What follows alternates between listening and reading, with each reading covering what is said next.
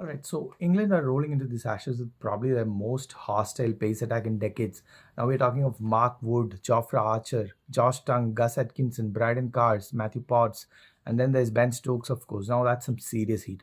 Honestly, this is probably the most intimidating group England have sent down under since Jon Snow and Bob Willis in the early 70s.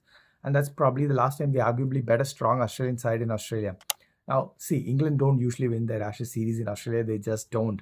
They've only managed it three times since that 70s tour, the last of it in 2010. But this group, honestly, I think they've got a real good shot, mainly due to the space attack. But there's also some related factors. The first test, for instance, is in Perth on that spicy Optus pitch, the same one where Bumrah led India to beat Australia last year.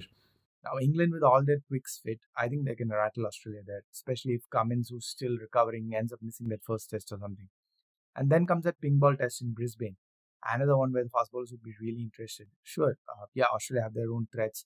But if England manage to keep their pace bowlers fit, I'll admit that's a big challenge. But if they manage to do that, I think they could suddenly look at outgunning this Australian pace attack.